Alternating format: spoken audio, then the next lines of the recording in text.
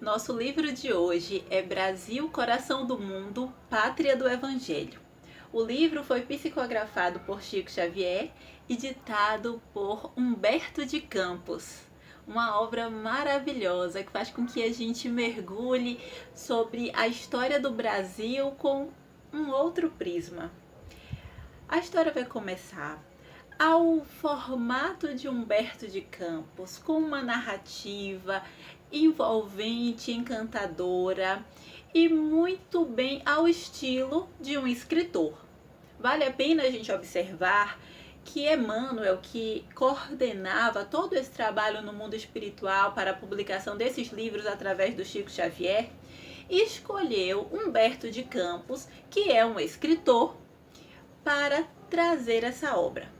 Talvez ele pudesse ter escolhido um historiador, antropólogo, sociólogo.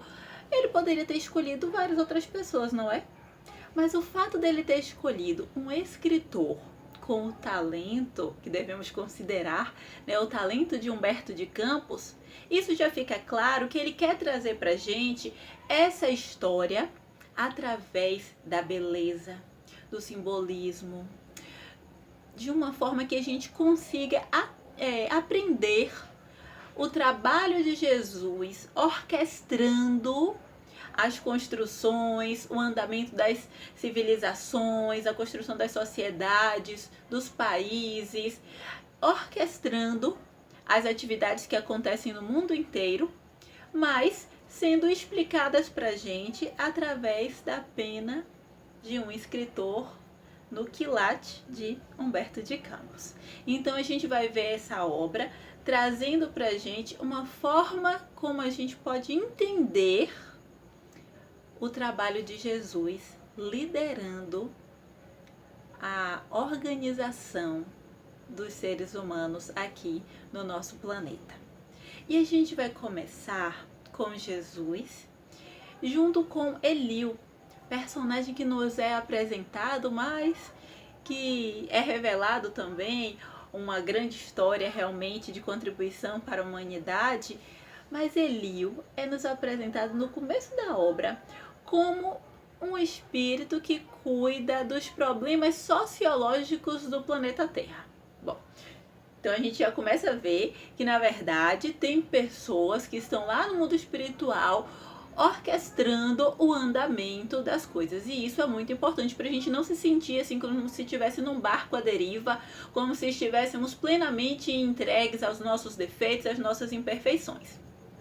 Eliu vai estar ali passeando com Jesus, mostrando para ele terras que podem receber agora o investimento do mundo espiritual para se desenvolver, para desenvolver a mensagem de Jesus.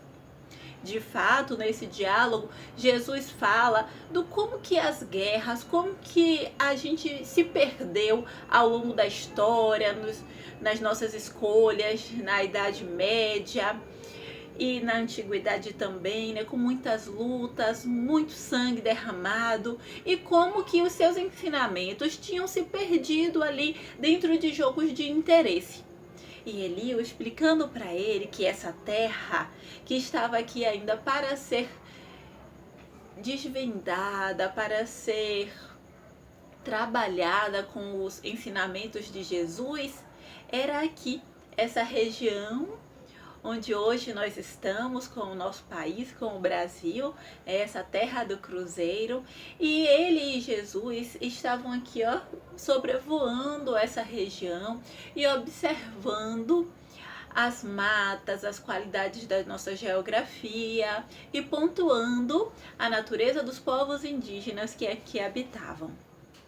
Bom, Eliu traça um plano junto com Jesus para instalar aqui essa terra onde a mensagem de Jesus iria agora ganhar um novo direcionamento, pegando como uma base importante os simples de coração, que eram os indígenas que aqui habitavam, pegando essa estrutura deles, aliando com outro grupo que dentro do grupo que poderia vir trazer essa mensagem para cá, os que mais se apropriavam naquele momento eram os portugueses, que estavam ali segundo as necessidades de contribuição, né, de um povo para um outro povo, como ia acontecer, como era o planejamento de Jesus, que os portugueses viessem para cá para contribuir, trazendo a mensagem de Jesus para o desenvolvimento do pensamento cristão entre os povos indígenas.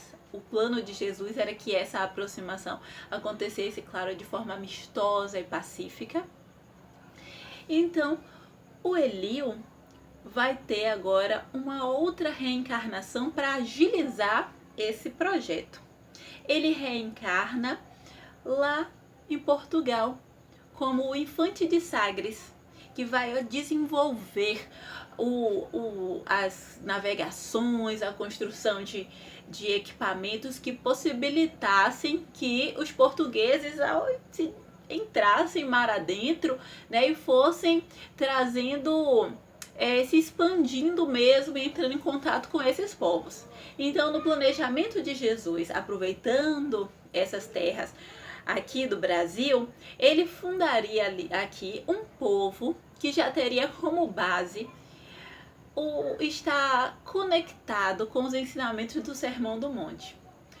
Os índios seriam os simples de coração. Os indígenas traziam uma pureza que seria muito bem aproveitada ali no trabalho. Os portugueses seriam aqueles sedentos de justiça. E os africanos que chegariam logo depois seriam os humildes de coração. Então Jesus já planejava aqui desenvolver a sua mensagem evangélica, aproveitando essa mistura que iria acontecer para já ir desenvolvendo o pensamento da fraternidade, o ideal de fraternidade. Então estamos aqui com os indígenas, o Henrique de Sagres está lá desenvolvendo, né, trabalhando pelo desenvolvimento das grandes navegações que os portugueses iriam ter depois. Ele desencarna e volta para o mundo espiritual e continua ali trabalhando também. Então os portugueses chegam aqui no Brasil, né, e vão começar essa jornada. Contudo, é sempre importante a gente lembrar, principalmente vendo uma obra como essa, perceber o quanto que em várias situações Jesus e os seus colaboradores lamentam que aquelas pessoas que foram designadas, escolhidas, convidadas também para essa tarefa, não conseguissem cumprir como deveriam. E ao invés de vir ao encontro, deixaram a animalidade, deixaram os vícios, deixaram as suas dificuldades se sobressair, né? E chegaram os portugueses aqui com muita sede de ouro e mataram e começaram aquele processo de genocídio que tanto nos entristece. E muito mais, né, a gente vai ver nos relatos de Jesus dessa dificuldade de nós não conseguirmos abandonar as nossas tendências diante de tarefas tão especiais, tão bem planejadas de espíritos superiores, como todos aqueles que trabalhavam ali em nome de Jesus. Aqui no Brasil, o espírito designado para cuidar como se fosse um governador espiritual de nossas terras, dos acontecimentos que envolvem todos nós que estamos aqui no Brasil, é o Ismael. A gente vai ver diálogos maravilhosos entre Ismael e Jesus, onde em tantos momentos onde fazíamos escolhas tão terríveis como o genocídio, como a violência que os portugueses acabaram trazendo com muita força, Ismael ia pedir a Jesus auxílio. E de fato, tem a lei de livre-arbítrio, ela impera, né? Então, Jesus respeita as nossas escolhas. Ele vai dando, na verdade, outras opções, porque a lei do livre-arbítrio é uma lei divina. Então Jesus está aqui nessa função de nos guiar, de nos orientar, e quando a gente toma um caminho errado, vamos lá, outro caminho, né? São dadas opções diferentes para a gente. Então aqui chegam os portugueses, que deveriam de fato se espalhar aqui sobre essa terra, trazer alguns instrumentos de ciência, de desenvolvimento de pensamento intelectual, contudo, né, tiveram tudo isso que a gente acabou de falar, essas escolhas equivocadas, mas os portugueses trouxeram também. E isso foi decidido ali por Jesus, né? Foi visto que a forma como o cristianismo poderia chegar aqui, naquela época, naquela situação, era utilizando, como mesmo Humberto de Campos disse, né? As vestimentas exteriores da igreja. Então era a igreja católica, a igreja romana, que naquele momento, de fato, liderava esse trabalho, mesmo com todas as suas... todos os seus equívocos, né, ao longo do percurso, mas era a responsável ainda, que ia ao longo do tempo e em vários lugares levando os ensinamentos de Jesus. Então eles foram aproveitar a presença de alguns padres, de algumas pessoas devotadas à verdadeiro ensinamento de Jesus, para que essas pessoas viessem para cá e começassem a difundir a palavra ensinada, né, pelo mestre na Boa Nova. Contudo, nesse processo, né, vamos sempre observar que ser convocado para uma missão não quer dizer que a gente vai conseguir executar. Então, muito aconteceu também com aqueles responsáveis por trazer os ensinamentos de Jesus.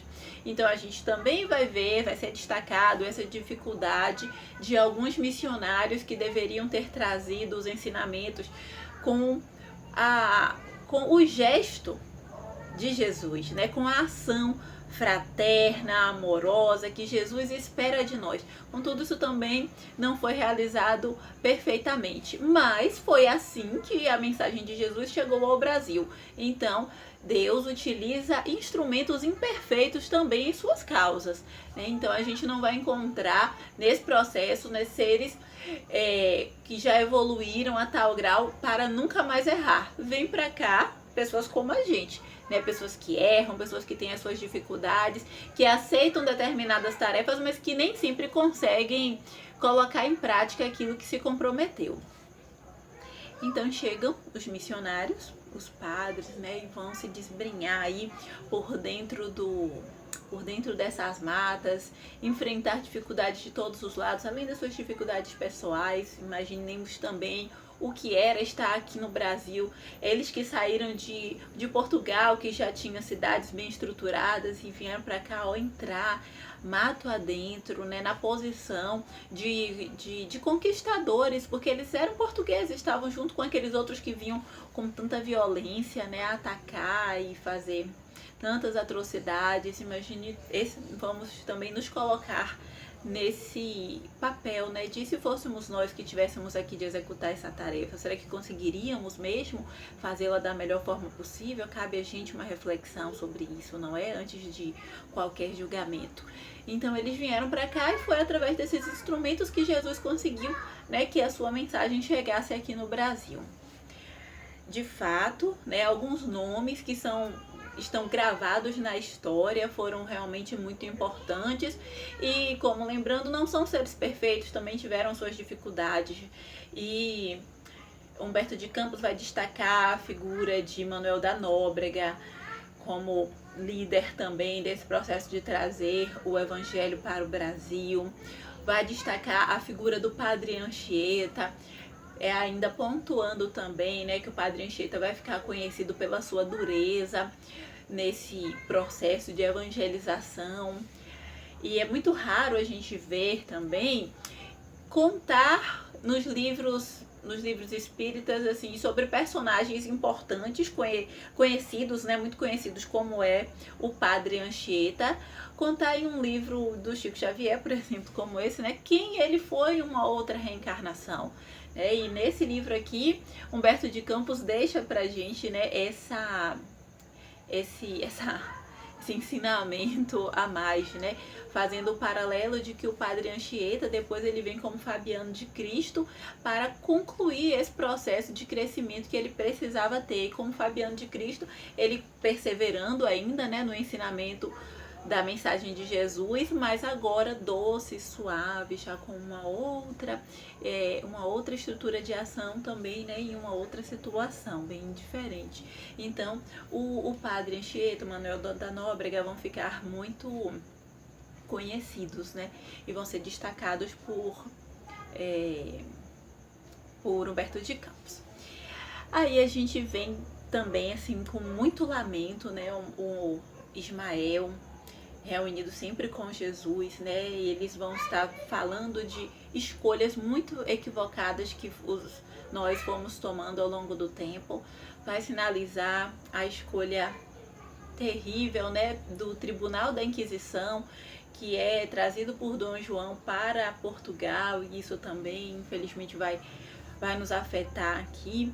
A chegada dos jesuítas trouxe uma contribuição, os jesuítas foram personagens importantes, mas a gente está sempre lembrando que, vamos imaginar que, gente, tem uma multidão de pessoas, né, que fazem determinado trabalho. Tem uma pessoa, outra pessoa, algumas pouquíssimas, geralmente é uma só, que lidera esse trabalho de uma forma mais correta, que tem um pouquinho mais de evolução do que aqueles outros colegas e se destaca um pouquinho. Mas, em geral, né, são espíritos com imperfeições e que vão contribuindo à forma com que podem. Então, no meio do caminho, a gente sabe que tem muitos equívocos e a gente vai ver Ismael várias vezes indo chorando, falando com Jesus da dificuldade de fazer com que a gente cumpra aquilo que a gente prometeu, cumpra aquela tarefa envolvida de amor, fazendo as escolhas pacíficas. E infelizmente às vezes nós tivemos muitas escolhas equivocadas ao longo do caminho. E aí a gente tem que chegar em um outro ponto importante da nossa história, né, como Humberto de Campos está trazendo, através de uma narrativa muito bem contada, muito romanceada, muito cheia de belezas, de cenários, de estrutura, para que a gente aprenda também de uma forma muito parecida, eu interpreto assim, né, que a escolha do Humberto de Campos para trazer essa obra, ela faz com que a gente entenda esses fatos, muito parecido com as parábolas, né, como histórias que nos ajudam a entender um fato muito importante, porque Humberto de Campos ele vai levando a gente ali, ó, com a sua forma de escrever, e a gente vai enxergando esses fatos assim como uma narrativa, como um filme, para entender esses processos e o ascendente espiritual ali colaborando para que a gente consiga acertar. Porque todos nós sempre estamos reencarnando, né, fazendo opções de acerto, mas nem sempre a gente consegue ser fiel àqueles compromissos assumidos. E era um plano de Jesus, né, aproximar os portugueses ali da costa africana para unir, né, com uma troca entre esses povos. Infelizmente, os portugueses, né, ao chegar na costa africana e encontrar aquele povo, não agiram conforme deveriam, conforme havia nos seus planejamentos. Jesus, ele em determinado momento, Humberto de Campos vai dizer assim para a gente, que Jesus utiliza de tratados comerciais, de interesses também dessa área comercial, para aproximar povos, para que se desenvolvam relações, porque a gente ainda não faz isso obedecendo ao impulso do coração, a gente ainda não faz isso por fraternidade. Só que a gente, em vez de pegar e optar pelo que deveria reger esses tratados, essas escolhas que seria a justiça, que seria a equidade, a gente acaba desvirtuando e utilizando da força física, utilizando de instrumentos de dominação, como as armas, e infelizmente a gente acaba se perdendo no caminho. Os portugueses com os africanos foi da mesma forma. Quando os portugueses, ao contato com os africanos naquele momento, percebendo também a necessidade de desenvolver trabalhos que eram trabalhos rudes nesse terreno aqui do Brasil, vamos lembrar assim, uma floresta gigante, né, para ser desbravada, cidades a serem construídas, plantações para serem feitas. Os portugueses, que tinham um pouco mais de dominação de força física, de instrumentos de guerra, eles foram e dominaram os africanos e trouxeram para cá, né, e se aproveitaram dessa força que eles tinham naquele momento para colocar os africanos numa posição de escravidão, obrigando-os aos piores trabalhos, fazendo as piores torturas, separando famílias, fazendo com que a nossa história fosse manchada com muito sangue e com muito sofrimento. E isso não estava nos planos de Jesus, isso fica muito claro no livro. Né? Não era assim que Jesus planejava essa relação. Os africanos chegariam aqui na posição dos humildes de coração, trazendo essa ligação com a terra, essa ligação com a ancestralidade, trazendo essa cultura que até hoje ainda tenta resistir. Contudo, os portugueses, né, não aproveitaram esse contato e acabaram se comprometendo ainda mais nessa circunstância que foi criado, né, pelos próprios portugueses. Então, a escravidão, com muita dor, com muito terror, né, manchou a nossa história e até hoje nós não conseguimos reparar esses feitos, esse sofrimento que nós mesmos causamos. Ismael vai chorando falar com Jesus do desespero, porque ele não conseguia fazer com que os portugueses parassem esse processo de comércio de seres humanos, que é o que aconteceu naquela situação. E ele vai pedir a Jesus um auxílio, né? Porque já doía muito ver tudo que se fizeram com os indígenas e ainda fazia, e agora ver o povo africano aqui com tanta maldade, né? Sofrendo tanta maldade. E ao contato com Jesus, Jesus realmente explica para ele, né? Reforça de que a gente não tinha como parar, né? Como de repente a gente para aquela ação dos portugueses e acabou. Os portugueses precisariam aprender de que estavam errados, né? Aprender de que eles não poderiam ir lá e cometer aqueles crimes. E a vida tem as suas próprias leis, né? De ação, de reação, e os portugueses iriam também reencarnar naquela situação dos africanos. Né? A gente tem sempre que se recordar que o estado do que a gente está agora é um estado temporário, assim, eu ocupo esse corpo, eu estou nessa nação, eu estou executando essas tarefas, né, numa outra reencarnação, e aí quem decide onde será a outra reencarnação é Jesus, né, são todos aqueles que trabalham ali em nome de Jesus, e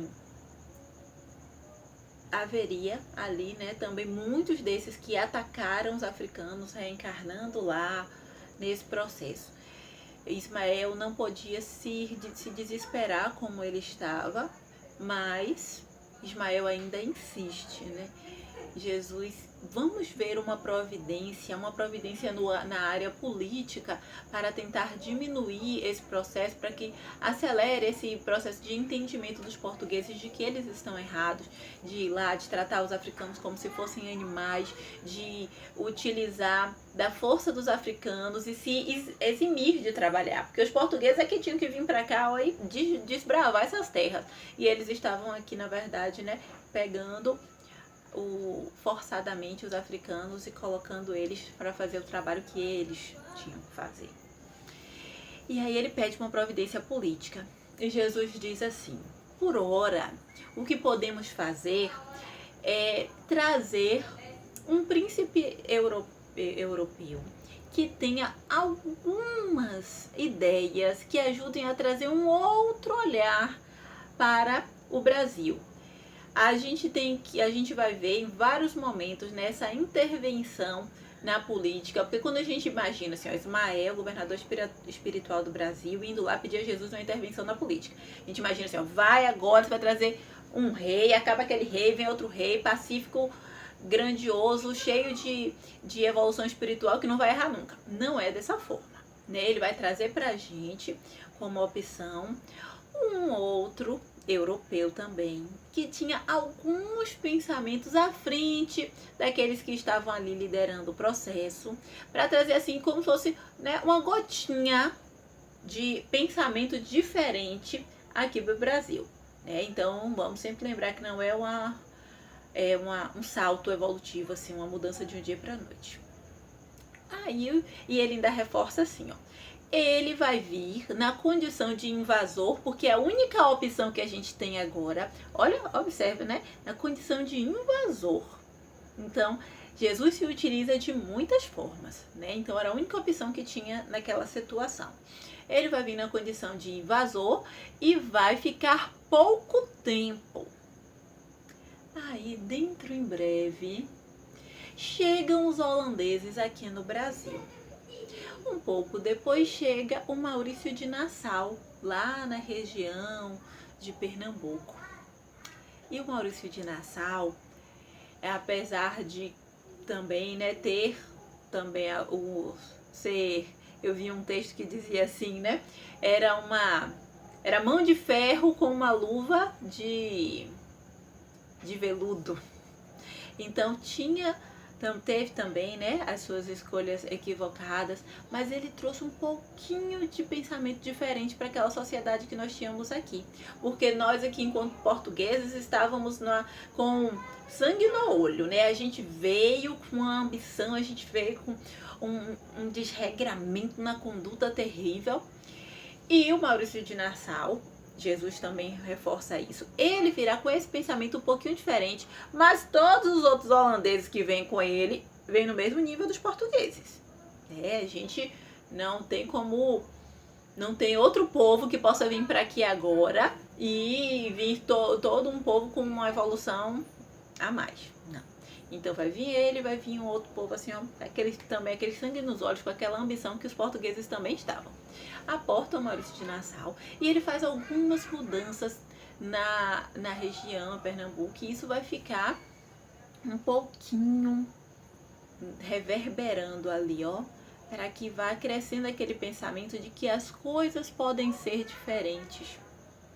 As coisas não precisam ser assim, né? Tratar todos nessa fúria. A gente pode civilizar, a gente pode trazer um desenvolvimento melhor para as pessoas. E aí, pouco tempo depois, Maurício de Nassau volta embora e, na verdade, fica assim, ó, uma gotinha que precisa ir crescendo. Então, é um trabalho que ele é, digamos, quase silencioso, né? Um trabalho que vai aos pouquinhos se desenvolvendo. Então, aquele pedido de Ismael foi atendido dessa forma. E aí, novamente, a gente vai prosseguindo, porque vamos imaginar que é como se uma pessoa viesse, acendesse uma luzinha assim, todo mundo viu, pode ser diferente. Apagou a luzinha, vai embora. Então, a gente tem que observar pequenos detalhes, pequenas escolhas, uma lei que foi aprovada, uma ação, uma construção. Ele vai reforçar assim de que o Maurício de Nassau veio com uma corte de arquitetos, de artistas, e isso vai fazendo a diferença no lugar.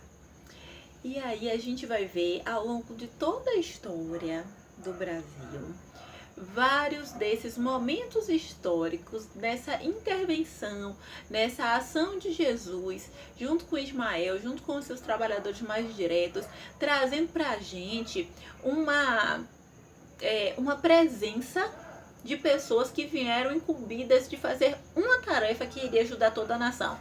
E cada um colocando um pouquinho, uma gotinha. Aí a gente vai ver ali os reinados, a gente vai ver a chegada da corte, né, da corte portuguesa que chega aqui no Brasil.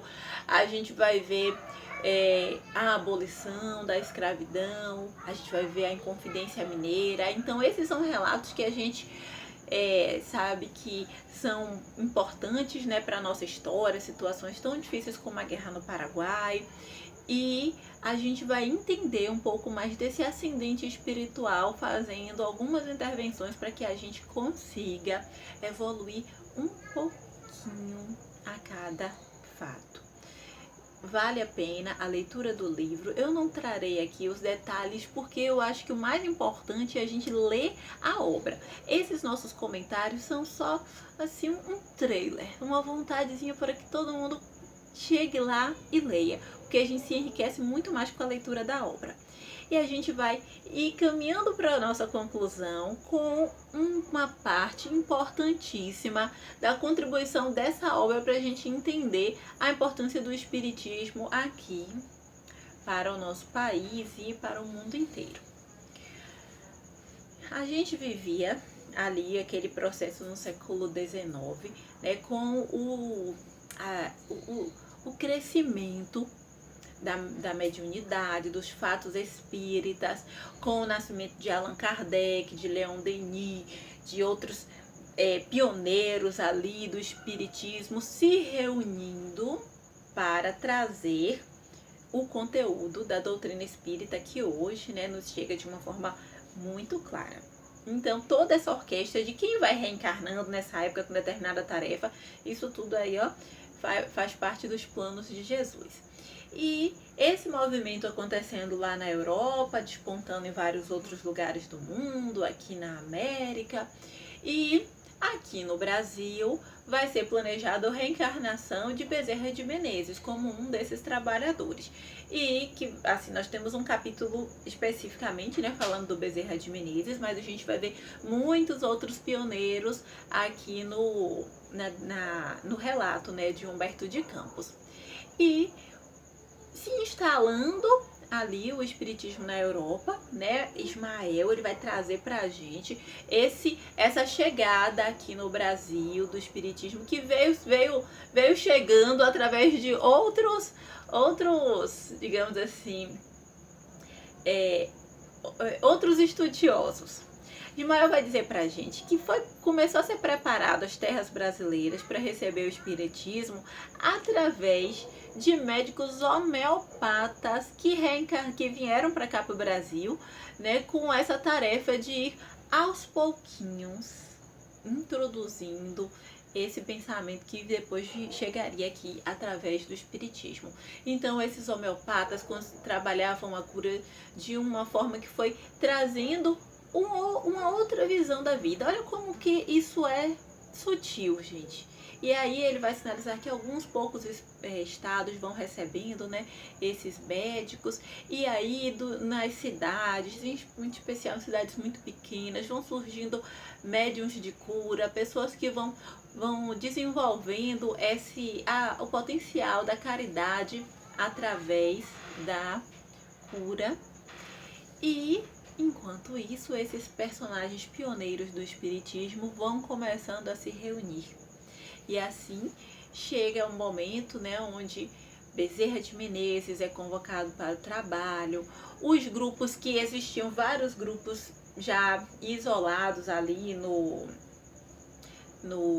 país inteiro, eles vão começar a se reunir, trocar ideias, né, vai crescendo, vai se desenvolvendo e se percebe a necessidade de ter um organismo que reunisse todos em um único pensamento, porque as ideias estavam muito esparsas. E aí, em 1884, é fundada a Federação Espírita Brasileira com esse objetivo de fazer essa reunião de pensamentos e também onde todos pudessem agregar esse crescimento ali do espiritismo que vai se desenvolvendo, né, sob uma única bandeira.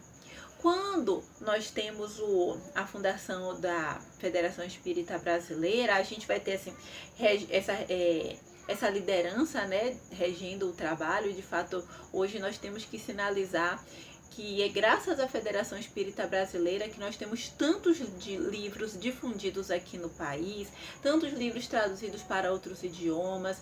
O espiritismo, através da federação, né, ele tem crescido, se expandido em todo o planeta, né, com muito por essa bandeira que a Federação Espírita vai levando de um lugar para o outro, e temos realmente muita gratidão pelo trabalho da Federação Espírita. Aí Humberto de Campos ainda vai sinalizar que nesse momento, no final ali do século XIX para século XX, começo do século XX, vai começando a ter uma diferença da forma como se organizava, né, o espiritismo lá na Europa e aqui no Brasil. Na Europa, o trabalho se reunia mais focado na filosofia e na ciência, E a partir de um tempo foi virando um conteúdo muito assim de discussões. E aqui no Brasil, o foco foi a caridade. Na liderança de Ismael, né? Ismael traz aqui para a nossa pátria, né, o lema Deus, Cristo e caridade. E a gente vai inserindo o espiritismo, levando como bandeira do espiritismo a caridade. Então, os centros espíritas passam sempre a realizar ações de assistência social. E esse trabalho vai estar assim em consonância com o trabalho dos primeiros cristãos, porque o objetivo é que o Brasil faça o resgate do cristianismo puro, assim como nós tínhamos há 2000 anos atrás. Por isso a caridade, através da assistência social, do auxílio a todo mundo que esteja passando por maiores dificuldades, chegue através da caridade. Por isso todos os centros precisam realizar trabalhos como esse. E aí a federação vai organizando assim, né, liderando esse processo de perceber uma funcionalidade para as atividades espíritas, uma organização. A gente vai ver que é incomum todos os centros, o trabalho de doutrinárias, o trabalho de passe de água fluidificada, e esse trabalho que de fato a gente precisa difundir também no nosso país inteiro, porque é importantíssimo para todos nós sedentos de paz, cada um de nós passando pelas nossas dificuldades, a gente precisando sair desse labirinto de sofrimentos para alcançar estágios melhores. Não podemos esquecer do lema Deus, Cristo e caridade. Precisa reger as nossas vidas. Quando estivermos todos nós executando esse lema, nos aproximando de Deus, de Jesus, através da caridade, com certeza encontraremos a felicidade. A gente deixa com muito carinho, né, o pedido de que leiam esse livro Brasil, Coração do Mundo, Pátria do Evangelho, que é uma obra necessária para todos os tempos, mas muito em especial nós sabemos que esse entendimento do ascendente espiritual do Brasil, da contribuição da presença de Jesus, vai nos ajudar a enfrentar todas as dificuldades que tenhamos que viver, porque a gente passa a perceber que há quem dirija os trabalhos, né? E Jesus está conosco, Jesus está o tempo inteiro a nos orientar. Nós agradecemos a presença de você que está aqui acompanhando o nosso trabalho. A gente tem esse canal aqui no YouTube, o Amo Livro Espírita, e lá no Instagram, @Amo Livro Espírita, para que a gente possa divulgar e dar mais vontade, assim, ajudar todo mundo para que possam ler mais os livros espíritas. Esse nosso trabalho de hoje compõe a primeira jornada do Amo Livro Espírita, onde nós estamos fazendo os comentários sobre 7 obras espíritas que são muito importantes para o nosso desenvolvimento. Os livros estão todos aqui, os vídeos vão ser disponibilizados ao longo dessa semana. A gente conta que vocês possam compartilhar com aquelas pessoas que desejam ler livros espíritas, que a gente acha que seria muito bom para essa pessoa ler uma obra espírita.